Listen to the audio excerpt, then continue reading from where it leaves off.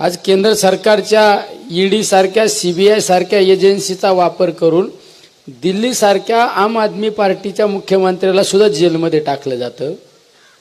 राज्यामध्ये आम्ही 2019ला आमदार झाल्यानंतर राज्यात जे अनेक वेळा सत्तांतरण झाले ते कशामुळे झाले? फक्त ईडीचा आणि सीबीआयचा धाक दाखवूनच झाले।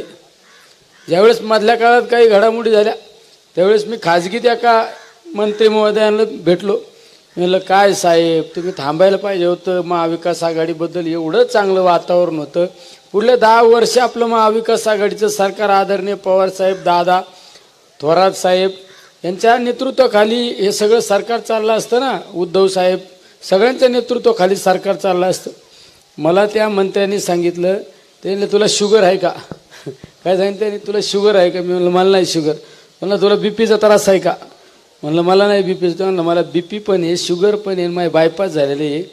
आज जाऊन बसण्यापेक्षा बरं आहे त्यांच्या तंबूत आपलं गेलो, मंत्रीपद मिळालं आणि सगळंच मिळालं।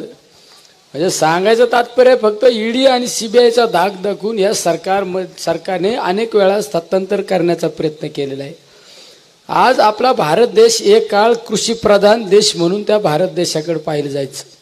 आदरणीय पवार साहेब ज्यावेळेस कृषी मंत्री होते त्यावेळेस सरसकट कर्जमाफी केली आणि जो भारत देश कृषीप्रधान देश म्हणून भारत देशाकडे आपण पाहायचो त्या भारत देशाची काय परिस्थिती आज? त्या भारत देशामध्ये सगळ्यात जास्त शेतकऱ्यांची आत्महत्या आणि त्याचं सरासरी जर प्रमाण काढलं तर महाराष्ट्रात सगळ्यात शेतकऱ्यांच्या जास्त आत्महत्याचं प्रमाण आहे। आणि सरकार काय म्हणतं? आत्महत्या थांबल्या पाहिजे ना, आत्महत्या थांबल्या पाहिजे। अरे जर शेतीमालाला जर चांगला बाजारभाव दिला तर आत्महत्या थांबतील ना। पण आज कांदा पिकाची काय परिस्थिती आहे, सोयाबीनची काय परिस्थिती, कपाशीची काय परिस्थिती आहे, आणि शेतीला जोडधंदा म्हणून आपण दूध धंद्याकडे पाहतो, त्या दुधाची काय परिस्थिती? बिस्लरी बाटली जर दुकानात घेतली तर आपल्याला 20 रुपयाला मिळते आणि दुधाला 22-23 रुपये दुधाला भाव। अरे माझ्या शेतकऱ्याला जोडधंदा दूध धंदा असल्यानंतर त्याचं कुटुंब उदरनिर्वाह चालणार आहे ना।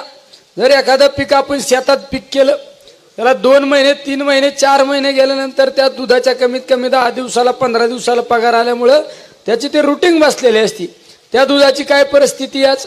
आणि म्हणे शेतकऱ्यांच्या आत्महत्या थांबल्या पाहिजे।